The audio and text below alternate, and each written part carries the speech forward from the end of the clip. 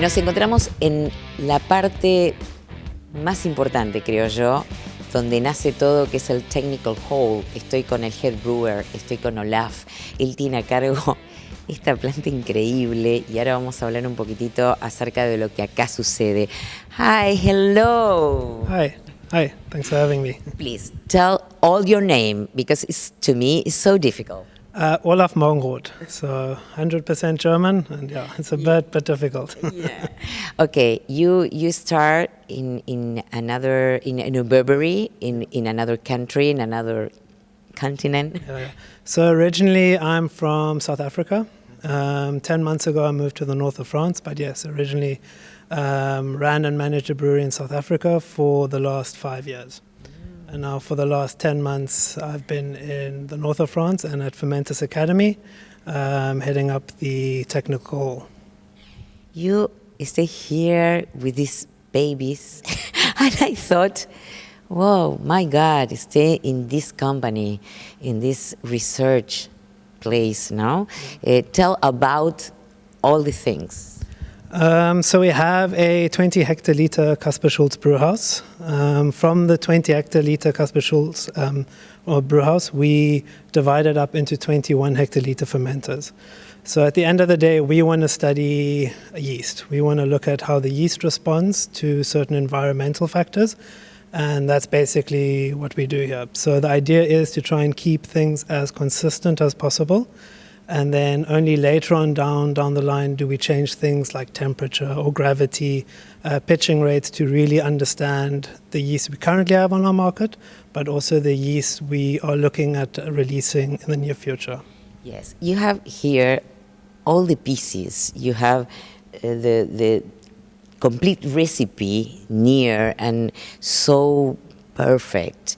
You can do how many fermentos here? So we can do about 40 fermentations at a time.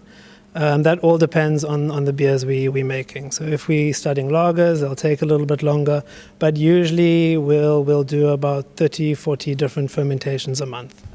So basically on the left-hand side, we have the mash tun. So that's where the whole process will start. And on the far right, the other kettle, the other tun is a kettle.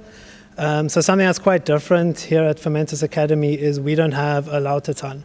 So we use a mash filter instead, which gives us a lot more flexibility in terms of quantity, in terms of style of beers we can make, gravities, alcohol, things like that.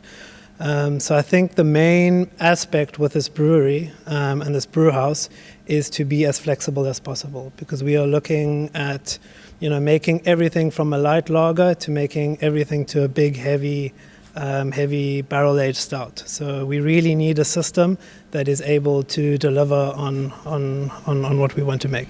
And you can play a lot. Yes. You can be fun because you can, I suppose, experiment different things and the result is, wow, we did it. Yeah, no, definitely. And I mean, it's a team at the end of the day here at Fermentis Academy. So or Fermentis in general. So what's very, very exciting for us is that we get to use yeast, we get to use bacteria that aren't even on the market yet. So we are looking at exploring different flavor profiles, different style of beers. Not always beers, sometimes we do look at other fermented beverages, but what's really exciting is we get to test it out on a commercial system for the first time. So that's very exciting.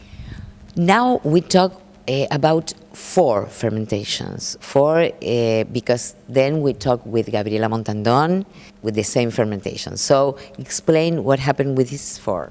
So it was about 2 months ago, we made a non-alcoholic beer. So non-alcoholic beers are very, very popular at the moment in terms of production, but it is just the way the industry is going at the moment. People want to consume less alcohol. They're more conscious about what they drink. So we are spending a lot of time and energy on producing non-alcoholic beers.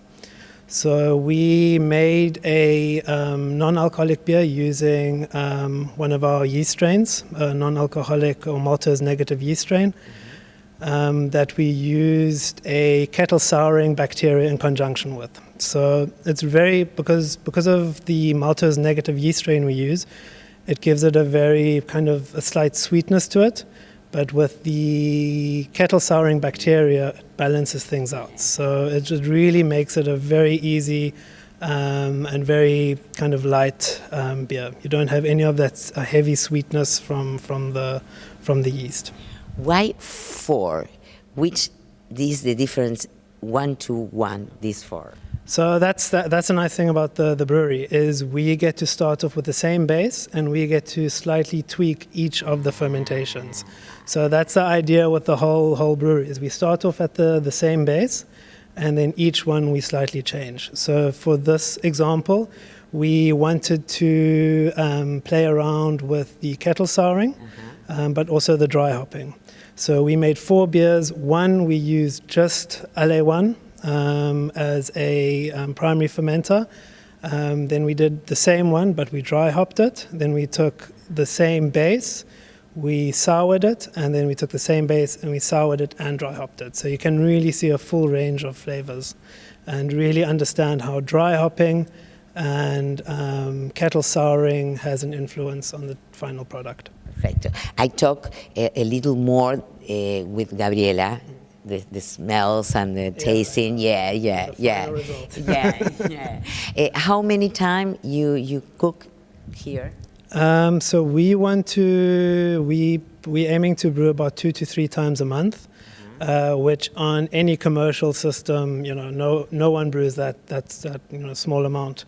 But for us, it's more about understanding what's happening through all of the processes. We aren't a production brewery, we're not producing a beer under a certain label. We really want to understand the yeast. And, that is the goal at the end of the day, is to better characterize, better understand our yeast so that we're able to communicate that to the brewers or whoever's using the yeast and can make essentially better beer at the end of the day.